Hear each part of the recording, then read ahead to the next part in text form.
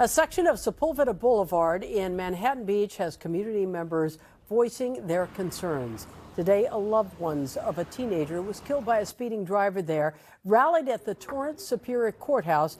They are calling for change. NBC4's Karma Dickerson live along that stretch of Sepulveda with more for us tonight. Karma. Yes, we're in an area where the speed limit is 35, but I can tell you, you can hear the cars whipping behind us. It's a reason we're standing back so far from the road. And the family of that young man who's killed, they say no more. They want to see a change. As the Palisades fire tore across PCH, 20 miles to the south on that same roadway, another devastating event unfolded that took a life, destroyed a family, and shocked a community. The facts are devastating, and the aftermath is even worse. 14 months later, that shock. He was a deep thinker. He was a kind soul. Now outrage in front of the Torrance Superior Courthouse. This man ran from the scene, hid for days, knowing he had flipped a car over with human beings in it. As loved ones of the 18-year-old killed on Sepulveda and 3rd Streets call on both the justice and civic system to take corrective action. So I think if we can help other people and make Pacific Coast Highway a little safer for someone else's Ford, I think we owe that to Ford. Ford Savella was a senior at Mira Costa High School. January 7, 2025, he was in the car with his older brother and a friend. As they pulled into Taco Bell, a speeding car hit them, killing Ford and injuring others.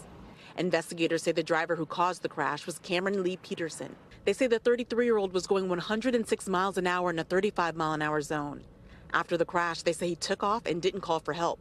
Peterson was arrested 2 days later.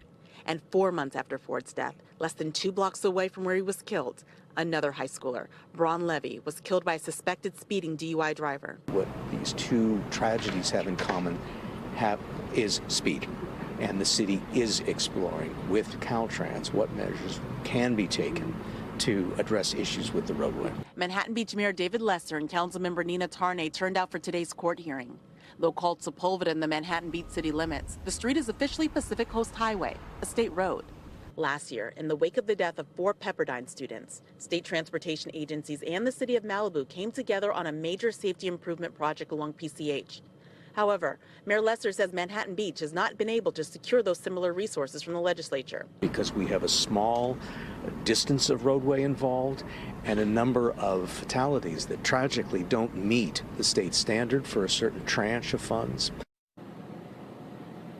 However, the mayor said the city is exploring what other types of funds the city could potentially qualify for. But again, pointing to Caltrans as the major body that would have to take action here. We reached out to Caltrans and they told us that they are working on some things. For example, high visibility crosswalks, yield signs, bike lanes, putting speed limit markings on the pavement so people can see the speed limit as they're driving. But they say some of these things will take further study. But everyone we talked to involved stressed that they are focused on this issue and they want to see a quick resolution. Reporting live in Manhattan Beach, Karma Dickerson, NBC4 News.